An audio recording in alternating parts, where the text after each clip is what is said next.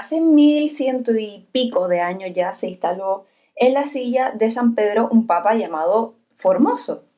Y bueno, él llegó al papado ya talludito, ¿no? O sea, con 75 años y provocó tanto amores como odios a partes iguales, ¿vale?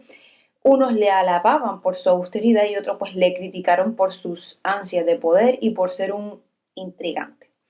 En aquella época, los papas, estamos hablando más o menos entre el año 816, 896, más o menos esa época así.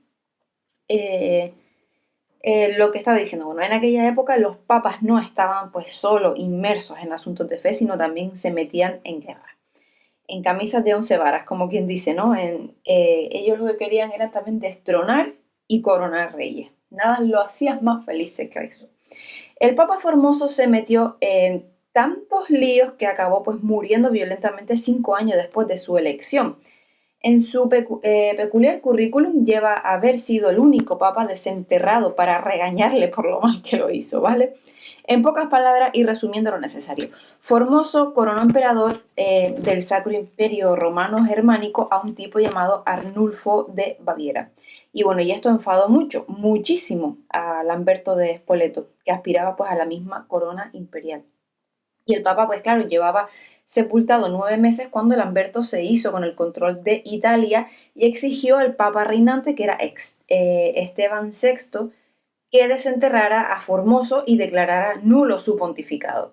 Y bueno, este fue el principio del famoso concilio cadavérico o sínodo del terror, del que a lo mejor han escuchado hablar.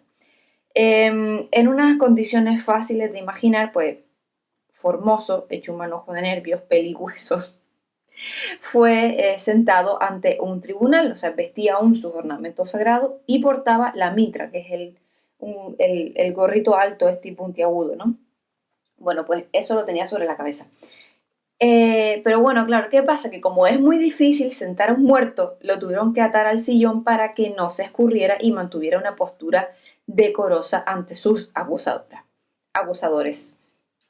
Bueno, se comenzó un interrogatorio a la momia de Formoso que, hombre, por razones obvias no respondía.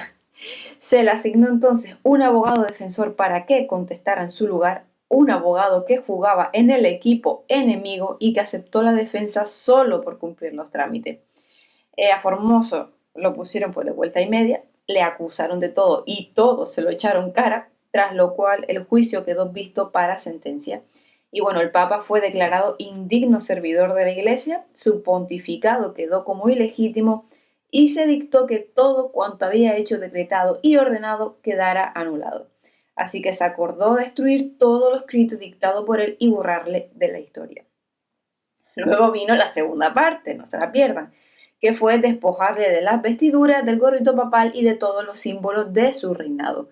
Así que es de suponer que esto lo hicieron con un asco terrible, tanto que lo único que le dejó puesto fue el cilicio que Formoso llevó en vida y con el que fue enterrado.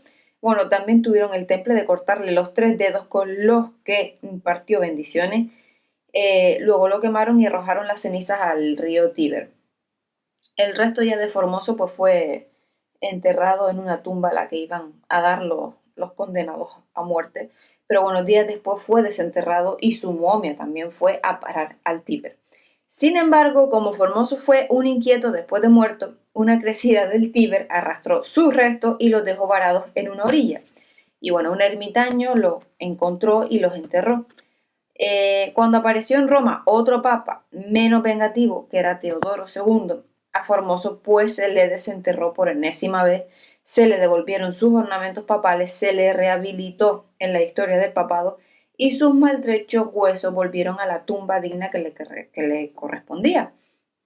Es la momia pontífica más cansada de la que se tiene noticia, aunque sus maltrechos huesos a falta de 3 dedos y alguno más sin documentar reposan ahora en la Gruta Vaticana acompañados por los de otros 148 por lo menos ya colegas de pontificado. ¿Qué opinan de la historia? Mira que la gente es vengativa y es mala, de verdad, pero bueno, porque desenterrar un muerto para hacerle todas esas perrerías, en fin. Bueno, espero que les haya gustado y nos vemos mañana con más. Hasta luego.